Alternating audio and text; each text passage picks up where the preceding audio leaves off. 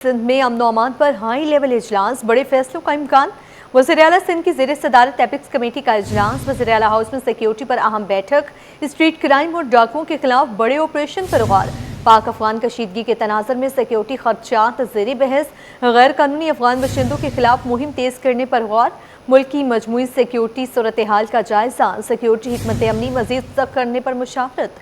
कानून नाफिज करने वाले इदारों की कारकर्दगी रिपोर्ट पेश। मजीद जानते हैं आजिज़ जमाली से। जी आजिज़, अपडेट कीजिएगा इजलास से मुताल्लिक। जी हाँ, देखें, एपेक्स कमेटी का जो इजलास है वो अभी तक वज़ीर-ए-आला हाउस में जारी है और इसके बारे में बाकायदा कोई एलामिया तो सामने नहीं आया है। अलबत्ता जो इजलास हो रहा है उसमें जो है महकमा जो दाखिला और सिंध हुकूमत के अहम ज़िम्मेदार शरीक हैं, सूबाई काबीना के अरकान शरीक हैं, मुख्तलिफ़ इदारों हसास इदारों के ज़िम्मेदार जो हैं वो भी इस इजलास में शरीक होते हैं। आम तौर पे कोर कमांडर और डीजी रेंजर्स भी शरीक होते हैं। इस इजलास में मजमूई तौर पे सूबे के अमन अमान की सूरत हाल पे गौर किया जा रहा है, जिसमें ख़ास तौर पे जो पाक अफ़गान जंग की सूरत हाल है, जिसकी वजह से अफ़गान महाजरीन के तनाज़ुर में हुकूमत सिंध ने एक मुहिम शुरू कर रखी है। इस पर भी गौर किया जा रहा है कि इसको मज़ीद किस तरह मजबूत किया जा सके। कच्चे के इलाके में डाकुओं के ख़िलाफ़ जो ऑपरेशन है या जो सरेंडर पॉलिसी है, उस पर भी आज के इजलास में कुछ फ़ैसले मुतविक हैं। ख़ास तौर पे वहाँ डेवलपमेंट प्लान के हवाले से सिंध हुकूमत की एक तजवीज़ है। स्ट्रीट क्राइम के हवाले से कराची पुलिस की कारकर्दगी का जायज़ा लिया जाएगा इजलास में। चूँकि आईजी सिंध भी इस इजलास में शरीक होते हैं तो वो यकीनन स्ट्रीट क्राइम के हवाले से भी कुछ अहम फ़ैसलों का इम्कान है। ज़राए बता रहे हैं कि सिक्योरिटी के तमाम तर जो मामलात हैं, जिसमें पुलिस के अलावा दीगर जो इदारे सिक्योरिटी के लिए काम कर रहे हैं, ख़ास तौर पे गैर मुल्कियों की हिफाजत के लिए जो काम हो रहा है, एयरपोर्ट की सिक्योरिटी का मामला है और दीगर सिक्योरिटी के अहम मेजर्स हैं, इस पर भी आज के इजलास में कुछ फ़ैसले जो हैं वो मुतविक हैं। चूँकि इजलास का बाकायदा फ़ैसलों के बारे में वज़ीर-ए-आला हाउस की जानिब से अभी तक कोई एलामिया जारी नहीं हुआ है, लेकिन ये बताया जा रहा है कि इजलास जो है अभी तक जारी है। जी ठीक है आजिज़ जमाली, शुक्रिया हमें तफसीलात से आगे लिए। मशरक़ी वस्ता की कशीदा सूरत हाल, फ़िज़ाई हदूद बंदिश और परवाज़ों की मनसूखी से एयरलाइंस को खरबों रुपए का नुकसान का सामना। 7 बड़े एयरपोर्ट से 5 दिन में 9000 से ज़ायद परवाज़ें मनसूख। एयरलाइंस को अब तक अंदाज़न 2 खरब 15 अरब रुपए से ज़ायद का नुकसान। एविएशन ज़राए के मुताबिक पाकिस्तान से मनसूखी की तादाद 750 से तजावुज़ कर चुकी है। मज़ीद जानते हैं खुर्शीद रहमानी से। जी खुर्शीद, आगाह कीजिएगा। जिस तरह से मशरिक़ वस्ता की सूरत हाल है उसमें जो दुनिया भर के जो 7 बड़े एयरपोर्ट्स हैं वहाँ से परवाज़ें मनसूख हुई हैं और इन परवाज़ों की मनसूखी के बायस जो है वो खरबों रुपए का जो है वो नुकसान हुआ है। ज़राए एविएशन के मुताबिक जो है वो पाकिस्तान से जो परवाज़ें मनसूख हुई हैं वो तकरीबन कुछ 750 के लगभग हैं।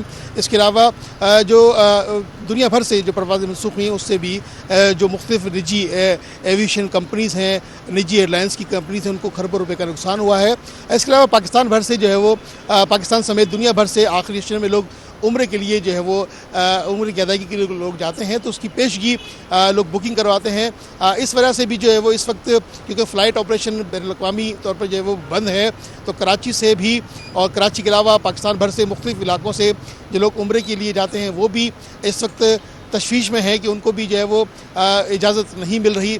अलबत्ता पाकिस्तान एयरपोर्ट अथॉरिटी के मुताबिक पाकिस्तान का जो फ़ज़ाई हदूद फ़ज़ाई ऑपरेशन है वो मुकम्मल तौर पर महफूज है और किसी किस्म के उसको ख़तरात लाहक नहीं हैं। इसके अलावा सोशल मीडिया पर मुख्तलिफ प्लेटफॉर्म से ये अफवाहें गर्दिश कर रही थी कि पाकिस्तान का जो एयर स्पेस है वो किसी बंदिश का शिकार है या वहाँ पर फ़्लाइट ऑपरेशन के शेड्यूल को मुतासिर हैं। तो अलबत्ता ऐसी तमाम अफवाहें जो है वो बेबुनियाद हैं, मनगढ़ंत हैं। पाकिस्तान एयरपोर्ट अथॉरिटी के मुताबिक पाकिस्तान का जो फ़िज़ाई हदूद ऑपरेशन है वो मुकम्मल तौर पर महफूज है और पाकिस्तान की जो डोमेस्टिक फ़्लाइट्स हैं वो ऑपरेशन उसका सिलसिला जारी है। अलबत्ता मौसम की ख़राबी के बायस अगर कोई परवाज़ मनसूख होती है तो उसकी अलग वजूहात सामने आती हैं। अलबत्ता गैर मुल्की ऑपरेशन के हवाले से जो ज़राए सिविल एविएशन हैं उनका ये कहना है कि जब तक मशरिक़ी वस्ती की जो सूरत हाल है वो बेहतर नहीं होती तो फ़ज़ाई ऑपरेशन बैनुल-अक़वामी सतह पर जो है वो बहाल नहीं होगा।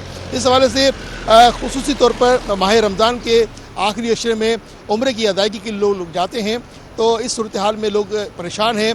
मुख्तलिफ ट्रैवल एजेंट से उनकी जो बुकिंग्स हैं वो करवा चुके हैं।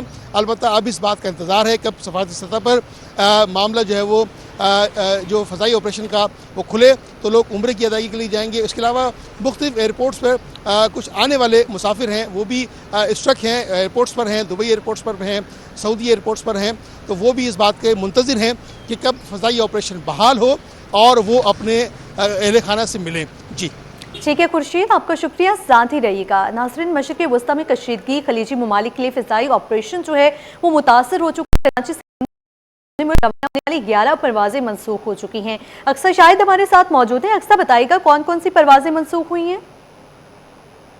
आलमी कशीदगी के मामला जो वो देखे जा रहे हैं जिसमें मशरिक़ वस्ती की जाने वाली परवाजें जो मनसूख की जा रही हैं। 11 परवाजें जो है वो दुबई जद्दा रवाना होने वाली जो मनसूख की जा रही हैं, जिसमें मस्कत रवाना होने वाली, बैंकॉक रवाना होने वाली परवाजें जो वो शामिल की गई हैं। कराची से दुबई की तकरीबन जो वो 4 परवाजें मअतल देखी जा रही हैं। एमिरेट्स की परवाज की 601 और 603 मनसूख कर दी गई, जबकि ब्लू की दुबई रवाना होने वाली परवाज CA10110 जो मनसूख की गई, जबकि दुबई रवाना होने वाली फ्लाई दुबई की परवाज FZ 330, 334 और 336 भी मअतल की जा रही है। कराची से रियाद रवाना होने वाली सऊदी की परवाज SV 709 मनसूख की गई। जद्दा रवाना होने वाली सऊदी की परवाज SV 701 भी मनसूख देखी जा रही है। इसी तरह बैंकॉक रवाना होने वाली थाई की परवाज CG 342 मअतल कर दी गई है। कराची से अबू धाबी जाने वाली इत्तेहाद की परवाज इत्तेहाद एयरवेज की परवाज EY 293 भी मनसूख देखी जा रही है। कराची से मस्कत रवाना होने वाली ओमान एयरवेज की परवाज WY 324 भी मअतल कर दी गई है। अंदरूनी मुल्क की लाहौर, इस्लामाबाद, सक्खर और पेशावर जाने वाली, कोयटा जाने वाली परवाजें भी मअतल की गई हैं। जी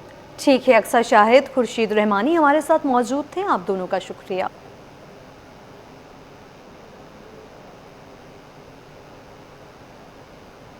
वज़ीर आला सिंध मुराद अली शाह की ईरानी काउंसिल खाने आमद। ईरान की काउंसिल जनरल अकबर ईसाज़ादा से मुलाकात। आयतुल्लाह अली ख़ामनाई समेत दीगर रहनुमाओं के लिए ताज़ियत। ईरान की आला क़यादत की शहादत पर गहरे रंज व गम का इजहार।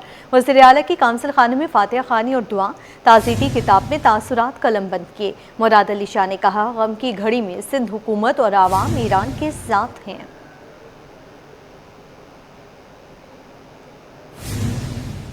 आगे बढ़ते हुए आपको अपडेट करें। MT खान रोड पर 3 रोज़ कबल एहतजाज के बाद सिक्योरिटी के गैर मामूली इंतजामात।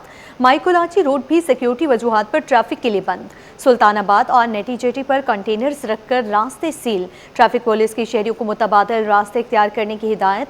शहरियों को बूट बिस्तर, 3 तलवार और जिना ब्रिज से गुजरने का मशवरा। पुलिस, रेंजर्स और ट्रैफिक पुलिस की भारी नफरी तैनात। मजीद जानते हैं सलमान सलीम से। जी सलमान, आगाह कीजिएगा सूरत हाल से। देखिए, बिल्कुल इस वक्त हम माइकोलाची रोड के ऊपर मौजूद हैं और अमरीकी कौंसल खाने जाने वाली जो सड़क है उसको आर्जी तौर के ऊपर ट्रैफिक के लिए बंद किया गया है। 3 रोज़ हो चुके हैं इस सड़क को बंद हुए, ताहम ट्रैफिक की जो रवानी है उसमें शदीद मुश्किलात का सामना है। शहरियों को मुतबादिल रास्ते जो है वो दिए गए हैं। मेरे कैमरामैन हारिस आपको मेरा कब में दिखा सकते हैं कि ये जो है वो मेन माइकोलाची रोड है और पुलिस की जानिब से यहाँ पर जो है वो बैरियर्स लगाए गए हैं। जबकि हम लोग थोड़ा और फासले से देखते हैं तो कंटेनर्स भी यहाँ पर लगाए गए हैं और जो कॉन्सुलेट है उसके अतराफ़ कंटेनर लगा के उसको सिक्योर किया गया है।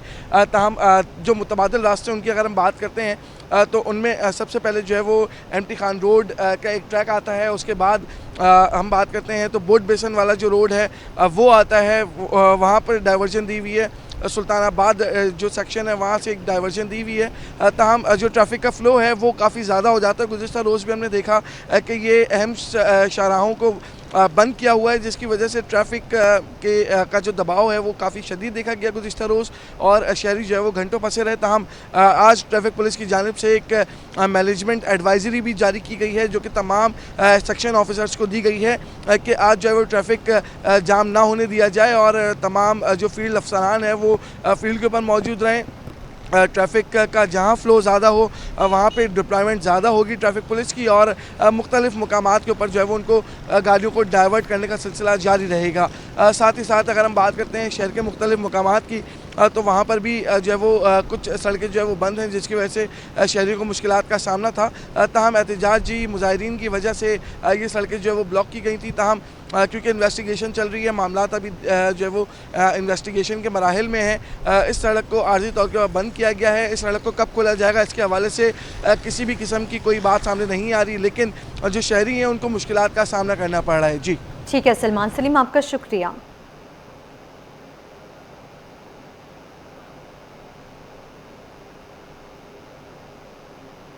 अपडेट करेंगे आपको कारोबारी मैदान से। पाकिस्तानी स्टॉक एक्सचेंज में उतार चढ़ाव। 100 इंडेक्स में 2341 पॉइंट्स की कमी रिकॉर्ड। इंडेक्स 1,54,790 की सतह पर आ गया। एक मौका पर 830 पॉइंट्स की तेजी भी देखी गई। काविश मेमन से तफसीलात जानते हैं। जी काविश, आगाह कीजिएगा। जी, मशरिक़ वस्ता जंग के असरात दुनिया भर की फाइनेंशियल मार्केट्स पर पड़ रहे हैं। पाकिस्तानी स्टॉक एक्सचेंज की भी कुछ इसी तरह की सूरत हाल है। हमने देखा 16,000 से ज़ायद पॉइंट्स की तारीखी मंदी मार्केट में रिकॉर्ड की गई। उसके बाद मार्केट रिवाइव भी हुई, मार्केट में रिकवरी देखने में आई। लेकिन आज कारोबारी हफ्ते के तीसरे दिन एक बार फिर मार्केट में उतार चढ़ाव देखा जा रहा है। अरसलान मौजूद हैं। अरसलान, बताइएगा क्या वजूहत है? देखिए ना, वॉर डोमिनेट कर रहा है दुनिया भर के स्टॉक मार्केट में, और हमारे भी मार्केट इससे बची हुई नहीं है। हमने देखा कि 16,000 पॉइंट मार्केट से ड्रेन हुए थे। कल मार्केट में हमने रिकवरी भी देखी और ऐसे स्टॉक्स में थी कि जिनका अच्छा पे आउट्स था। तो ओवरऑल जो सिचुएशन है वो आप ये कह सकते हैं कि न्यूज़ ड्रिवन है। मार्केट में जो भी जिस तरह की न्यूज़ है, मार्केट वैसे ही रिएक्ट कर रही है। अच्छी थोड़ी सी भी खबर आती है तो मार्केट आप देखते हैं कि बाइंग साइड पे चली जाती है। अदरवाइज़ मार्केट में आप देख रहे हैं कि वॉल्यूम भी कम है। इन्वेस्टर वेट एंड सी वाली स्ट्रेटजी को देख रहे हैं, जहां उनको अपॉर्चुनिटी मिलती है ऐसे स्टॉक्स में कि जिनका अच्छा पे आउट होता है, वो वहां पे बाइंग भी कर रहे हैं। लेकिन ओवरऑल जो सिचुएशन है वो काफ़ी जो है ना वो कूल्ड है इस टाइम मार्केट में। ठीक है, स्टॉक माहिरीन का कहना है कि मार्केट में वॉल्यूम भी कम है और यही वजह है कि मार्केट भाव देखा जा रहा है, सेलिंग प्रेशर भी दिखाई दे रहा है, जिसकी वजह से सरमाएकार मोहतात नज़र आते हैं। जी, सदर में मीर करम अली रोड बंद की बंदिश। शहरी ने सिंध हाई कोर्ट में आईनी दरखास्त दायर कर दी। अदालत ने इब्तदाई समाअत के बाद एडवोकेट जनरल सिंध और दीगर फरीकैन को नोटिस जारी करते हुए आइंदा समाअत पर जवाब तलब कर लिया। मज़ीद तफसीलात जानते हैं अपने नुमाइंदे मुमताज़ जमाली से। जी मुमताज़, बताइए। देखें जी, आज सिंध हाई कोर्ट कराची में जस्टिस अब्दुल मुबीन लाखों की सरबराही में 2 रुकनी बेंच के रूबरू कराची इम्प्रेस मार्केट के सामने मीर करम अली टालपुर रोड की बंदिश के खिलाफ दरख्वास्त पर समाअत हुई। वकील दरख्वास्त गुजार मोहम्मद इमरान गुजर ने मौक़िफ़ अख्तियार किया है कि TMC ने ये सड़क किसी को ठेके पे 1 साल के लिए दी हुई है। सड़क की बंदिश से वहाँ पर ट्रैफिक की रवानगी भी जो है मुतासर है। साथ ही साथ जो रिहायशी हैं उसी सड़क पर वो वहाँ पे नहीं आ सकते, अपनी गाड़ियाँ नहीं लेकर आ सकते। एम्बुलेंसेस का गुजर सफ़र भी वहाँ पर नहीं है। तो लिहाजा उस सड़क को कमर्शलाइज़ किया गया है और वहाँ पर कैबिनेट बना के ठेले भी लगाए जा रखे हैं। अदालत ने आज हुकूमत सिंध के वकील और दीगर को नोटिस जारी कर दिए हैं और आइंदा समाअत पर इस मुतल्लिक जवाब लिया है। इसी दरख्वास्त में चीफ सेक्रेटरी, KMC, TMC और दीगर इदारों को फरीक बनाया गया है। जी नासरन कारसाज पर तेज रफ्तार गाड़ी की टक्कर से बाप बेटी हलाकत केस जुडिशल मजिस्ट्रेट शर्की में इम्तनाए मनशियात मुकदमे की समाअत हुई। मुलजिमा नताशा अदालत में पेश नहीं हुई। हाजिरी से इस्तिस्ना की दरख्वास्त दायर कर दी गई। मज़ीद बताएंगे जवाद आसिफ। जी जवाद, आगाह कीजिए। जी, कारसाज के मुकाम पर तेज़ रफ्तार गाड़ी की टक्कर से बाप बेटी की हलाकत का मुकदमा है। जुडिशल मजिस्ट्रेट शर्की की अदालत में मुलजिमा नताशा के खिलाफ इम्तनाए मंशियात की समाअत हुई है। ताहम समाअत के दौरान एक बार फिर मुलजिमा नताशा अदालत में पेश नहीं हुई हैं। ये मुसलसल दूसरी मरतबा है कि मुलजिमा के वकील की जानिब से हाज़िरी से इस्तिस्ना की दरख्वास्त लगाई गई है, जिसे अदालत ने मंजूर करते हुए आइंदा समाअत पर मुलजिमा की हाज़िरी को यकीनी बनाने का हुक्म भी सादिर फरमा दिया है और समाअत 6 अप्रैल तक मुलतवी कर दी है।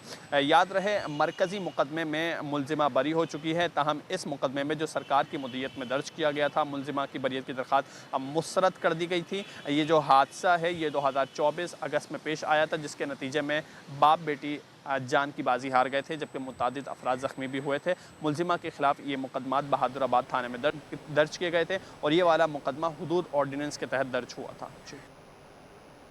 Welcome back. नाज़रीन, रमज़ानुल मुबारक का पहला अशरा ख़त्म हो चुका है, लेकिन शहर कायद के बासियों के मसाइल कम न हो सके। कराची में गैस बहरान बदस्तूर जारी है, जिसके बायस शहरियों को सहरी और अफ्तारी के औकात में शदीद मुश्किलात का सामना है। लांढी 4B के मकीनों का कहना है कि हर माह गैस के बिल बाकायदगी से और बढ़ते हुए आते हैं, लेकिन घरों में गैस न होने के बराबर है। इलाका मकीनों के मुताबिक छोटे बच्चों वाले घरानों को सिलेंडर इस्तेमाल करना पड़ रहा है, जिससे हादसात का खौफ भी लाहक रहता है। मज़ीद जानते हैं अक्सा शेख से। जी अक्सा, बताइए। रमज़ान मुबारक का भी पहला अशरा गुजर चुका है और अब दूसरे अशरे के भी जो है रोज़े तेज़ी के साथ जा रहे हैं, लेकिन फिर भी शहर कायद के बासियों की जो मुश्किलात हैं वो कम होने का नाम नहीं ले रहे हैं। इस वक्त मैं मौजूद हूँ लांडी 4B में और यहाँ पर शदीद किस्म का जो है वो गैस बहरान है कि यहाँ ना सहरी के टाइम पे गैस होती है, ना अफ्तारी के टाइम। फैमिली मेरे साथ मौजूद है, उनसे मैं बात करूँगी। आप बताएगा कि आपके घर में गैस तो नहीं आ रही है, लेकिन गैस के बिल आ रहे हैं? यहाँ बहुत मुश्किलात है, गैस होता नहीं है, हम बहुत मुश्किल में हैं। खुदारा हमारी गवर्नमेंट से अपील है, हमें गैस प्रोवाइड की जाए। हमारे यहाँ छोटे बच्चे हैं, हम मज़ीद सिलेंडर नहीं जला सकते क्योंकि घर के अखराजात इतने हैं कि हम अफोर्ड नहीं कर सकते। बिल दिखाएगा कि यहाँ पर ये बिल हर महीने बाकायदगी से हम बिल भरते हैं। ये देखिएगा, हमारे पास बिल मौजूद है। अच्छा, इसी के साथ जिस तरीके से उन्होंने कहा है कि बाकायदगी से जो है ये बिल भर रहे हैं, लेकिन गैस इनको नहीं मिल रही है। आप मुझे बताएगा कि सहरी अफ्तारी में या फिर घर के खाने पकाने में आप लोगों को कितनी परेशानी का सामना? बहुत परेशानी हो रही है और ना सहरी में भी नहीं होती और अफ्तारी में भी नहीं होती है। बहुत परेशानी हो रही है गैस की। तो फिर सिलेंडर यूज़ करती हैं, लकड़ियाँ जलाती हैं? वो भी लकड़ियाँ भी जलानी पड़ रही हैं, सिलेंडर भी यूज़ कर रहे हैं, लेकिन छोटे बच्चे भी हैं, इस वजह से डर के हमारे कर नहीं पाते, इसलिए। अच्छा, बिल्कुल जैसे कि उन्होंने कहा कि गैस की वजह से इतनी परेशानी का सामना है। सिलेंडर लेकर आते हैं, लेकिन सिलेंडर के हादसात इतने रूनुमा हो चुके हैं कि अब घर वाले जो बच्चे हैं, छोटे बच्चे होते हैं, तो उनकी वजह से सिलेंडर रखते हुए भी डर लगता है। सहरी अफ्तारी में भी इनको इतनी परेशानी का सामना है, तो फैमिली ने यही मुतालबा किया है कि इनको गैस यहाँ पर फराहम की जाए ताकि उनकी जो रोज़मर्रा की ज़िंदगी मुतासिर हो रही है वो दोबारा से मामूल पर आ सके। जी। कोरंकी 2.5 नंबर में गैस लोड शेडिंग ने शहरियों की मुश्किलात में इजाफा कर दिया। इलाका मकीनों का कहना है कि सहरी और अफ्तारी के औकात में गैस का प्रेशर इंतहाई कम हो जाता है, जबकि बाज़ औकात गैस मुकम्मल तौर पर बंद हो जाती है, जिसके बायस खाना पकाने में शदीद दुश्वारी का सामना है। जानते हैं मज़ीद नुमाइंदा दुआ शकील पराचा से। जी दुआ गा कीजिए। जी, मैं इस वक़्त कोरंगी के इलाके 2.5 नंबर पे मौजूद हूँ, जहाँ पर जो है गैस के मसाइल काफ़ी ज़्यादा जो है शहरियों को उनका सामना करना पड़ रहा है। ख़ास तौर पे रमज़ान के अंदर जब रोज़ेदार जो हैं रोज़े से होते हैं और उनको जो है गैस नहीं मिलती सहरी अफ्तारी के अंदर, तो उनके लिए काफ़ी ज़्यादा जो है वो मुश्किल का जो है वो सामना करना पड़ता है उनको। इसी हवाले से हमारे साथ यहाँ पे खातून रिहायशी मौजूद है, इनसे जानते हैं। अच्छा, मुझे बताइएगा कि यहाँ पे गैस के कब से मसले मसाइल हैं और क्या आपको मुश्किल पेश आती है जब आप रोज़े? शुरू से ही अभी भी नहीं आ रहा, सुबह से बंद है, तो रोजे रखे होते हैं तो बहुत मसला होता है। पानी भी मर्जी से देते हैं। अभी ये चाइना की लाइन इसमें कभी देते हैं कभी नहीं देते। मुझे बताइएगा गैस की क्या गैर एलानिया लोड शेडिंग होती है या बता के गैस जो है वो देते हैं? कब से गैस नहीं बताते नहीं है, कितने कितने दिन नहीं आता गैस, बताते नहीं है। क्या मुश्किलात वगैरह आ रही है सहरी अफ्तारी में? मुश्किलात वगैरह बहुत सारी होती है मुश्किलात, आपको पता है। और पक्के घर है, चूल्हा भी नहीं जला सकते। गैस है, उसमें भी इतना महंगा मिलता है सिलेंडर, तो क्या करें हम लोग, कहाँ जाएं? उतने सिलेंडर में होते हैं पैसे जितना खर्चा नहीं होता। बहुत मुश्किल। जी बिल्कुल, इस वक्त हमारे साथ खातून शहरी मौजूद थे, इनका यही कहना था कि गैस ना आने से जो है काफ़ी ज़्यादा मुश्किलात पेश आती है, ख़ास तौर पे सहरी और अफ्तारी के औकात के अंदर जब गैस नहीं होती। और 2-3 दिनों से ये मसला चल रहा है। और इसके अलावा जो है इनका यही कहना था कि बेशक जो है आम दिनों में तो होती ही रहती है, लेकिन रमज़ान के अंदर ख़ास तौर पे इसको जो है उस मसले को देखना चाहिए ताकि इनको रिलीफ मिल सके और इनका जो बकिया रमज़ान है वो जो है आराम से गुजर सके। जी। आवाम के लिए अच्छी खबर, छोटी चक्की का आटा सरकारी कीमत 140 रुपए किलो पर फरोख्त होने लगा। छोटी चक्की के मालिक फजल हकीम कहते हैं कि ओपन मार्केट में गंदम सस्ती होने के असरात आटे की कीमतों पर मुरतब होते हैं। मज़ीद जानते हैं हमारे नुमाइंदे बसीम इफ्तिखार से। जी बसीम, आगाह कीजिए। आपके लिए अच्छी खबर यह है कि छोटी चक्की के आटा की कीमत जो है वो अब सरकारी नर्ख पर आ गई है। जो सरकारी नर्ख है वो 140 रुपये किलो है और 140 पर जो है हम देख रहे हैं कि जो मुख्तलिफ इलाकों में जो चक्कियाँ हैं वहाँ पे आटा मिलना शुरू हो गया है। इस वक्त मेरे साथ मौजूद है फजल हकीम, इनसे जानते हैं कि कैसे मुमकिन हुआ है। जी बिल्कुल ऐसा ही है, और मैं आपसे कई दफ़ा कह चुका हूँ कि हम छोटी चक्की वाले जो है वो ओपन मार्केट से गंदम खरीदते हैं। हमारा सारा दारोमदार इन्हिसार जो होता है वो ओपन मार्केट पे होता है, तो ओपन मार्केट का जैसे रेट होता है उस हिसाब से हम आटा बेचते हैं। तो इस दफ़ा ये हुआ है कि ओपन मार्केट में गंदम मतलब सस्ती हो गई है, जो कि हम इस सरकारी रेट के मुताबिक हम आटा बेच सकते हैं और बिल्कुल आराम से, हमें कोई मसला नहीं है।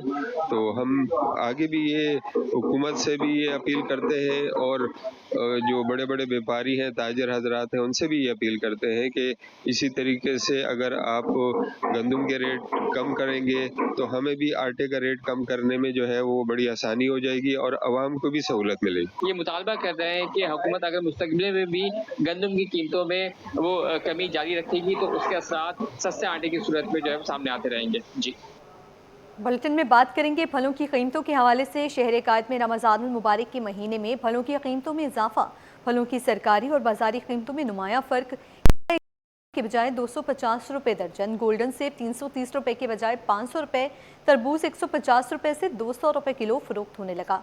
कीमतों से आगाह कर रही हैं रिमशा इस्माइल। जी रिमशा, आगाह कीजिए।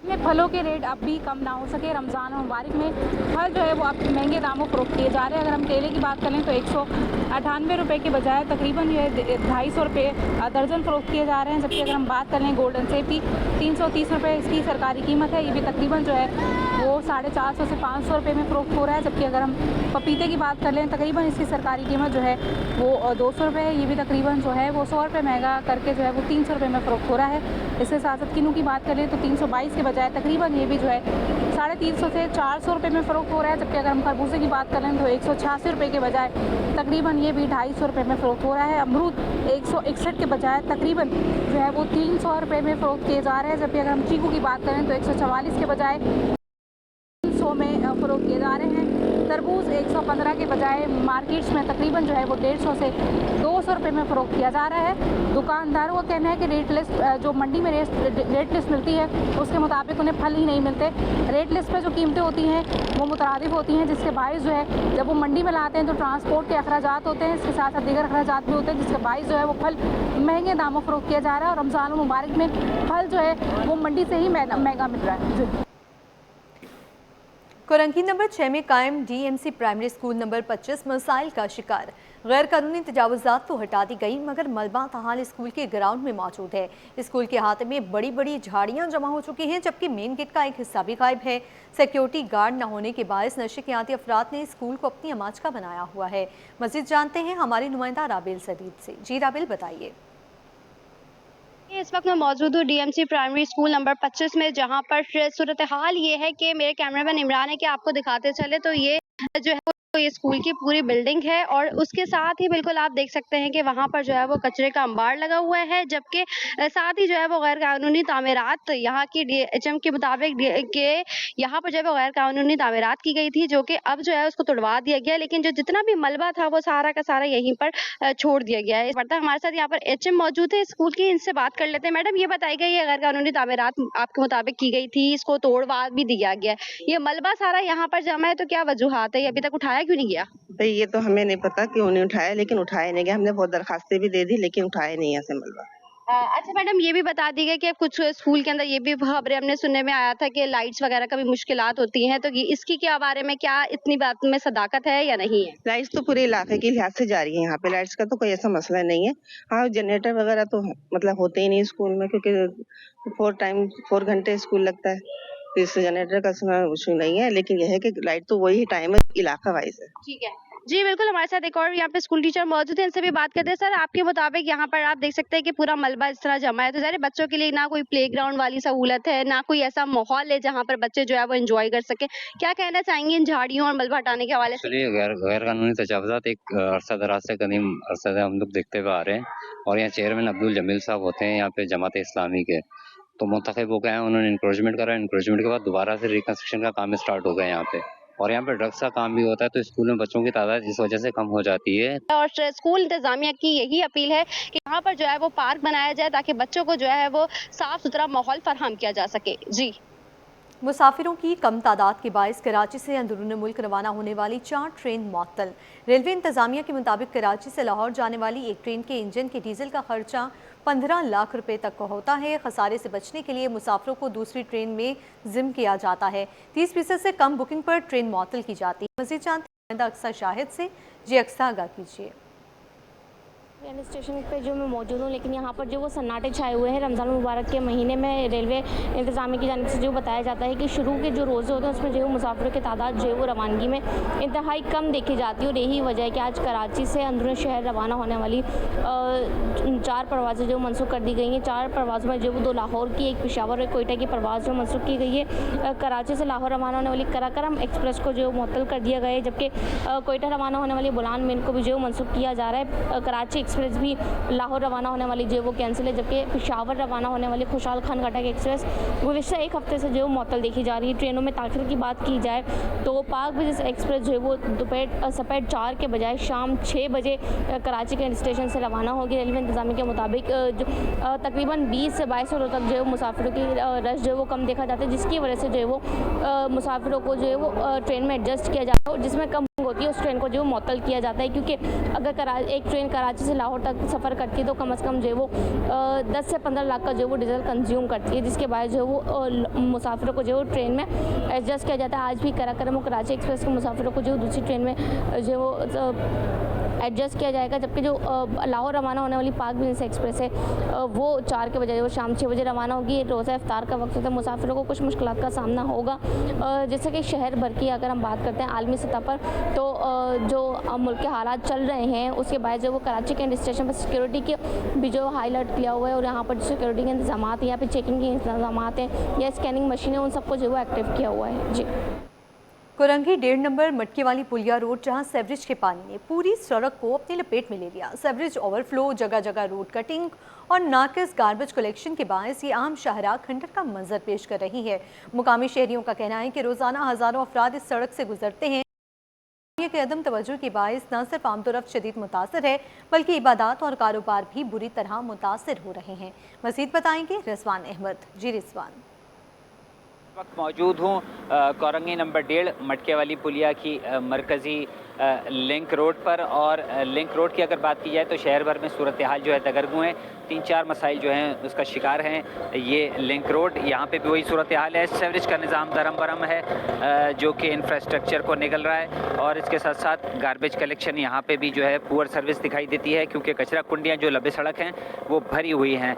और इसके साथ साथ यहाँ पे रोड कटिंग भी हुई थी। रोड कटिंग के बाद इंतज़ामिया जो है वो सड़क बनाना भूल गई। इलाका मकीन क्या कहते हैं जानने की कोशिश करते हैं। क्या सूरत हाल है यहाँ पे, परेशानी क्या है? यहाँ की तो बहुत बुरी हालत है। समझो कि ये जब से रोड खोदा है ना इन्होंने, यहाँ बेड़ा गर्क हुआ है यहाँ पर। और गटर का पानी डेली का है, आज दिन का गटर का पानी उबल जाते हैं गटर यहाँ पर। अपडेट करेंगे आपको सोने की कीमतों के हवाले से। आलमी और मुकामी मार्केट में सोने की कीमतों में मुसलसल दूसरे रोज कमी। आलमी मार्केट में सोना $100 सस्ता $5,172 फी औंस तक जा पहुँचा। फी तोला सोना 10,000 रुपये मजीद कम $5,39,962 रुपये का हो गया। 10 ग्राम सोना $8,573 रुपये सस्ता होकर $4,62,930 रुपये पर आ गया। चांदी की कीमत भी कम, फी तोला चांदी 9,004 रुपये पर पहुंच गई। मज़ीद जानते हैं ब्यूरो चीफ अशरफ खान से। जी अशरफ, अपडेट कीजिएगा। जो मौजूदा जो मशरक़ व्यवस्था की सूरत है उस पर आलमी बाजार में भौचाल आया हुआ है और मुसलसल दूसरे रोज देखा जा रहा है कि सोने की कीमतों में इजाफे के बाद अब कमी देखी जा रही है और मुकामी और आलमी मार्केट में सोना सस्ता हो गया है। आज देखा जा रहा है कि जो मुकामी मार्केट में पाकिस्तान में जो कमी हुई है, जी बुनियादी वजह है कि आलमी मार्केट में सोना $100 सस्ता होकर $5,172 फी औंस तक गिर गया। इस कमी पर मुकामी सरफा बाजार में एक तोला सोना 10,000 रुपए कमी से $5,39,962 रुपए का हो गया है। 10 ग्राम सोने की बात की जाए तो $8,573 रुपए कमी के बाद $62,930 रुपए का हो गया है। और यहाँ देखा जाए कि जबकि सोने की कीमतें कम हुई है, लेकिन चांदी जो है तलब पर $100 रुपए महंगी हो गई है, 9,004 रुपए पर पहुंच गई है। और सराफा डीलर का कहना है कि आलमी मार्केट में जो डॉलर है उसकी कदर में इजाफा हुआ है, जिसकी वजह से सोने में फरोख्त का दबाव देखा जा रहा है, जबकि खाम तेल महंगा हो रहा है। इसके असरात देखे जा रहे हैं कि खलीजी ममालिक में जो सूरत हाल है, जंगी सूरत हाल है, उस पर जो है उसकी वजह से फरोख्त देखी जा रही है। ठीक है अशरफ खान, आपका शुक्रिया।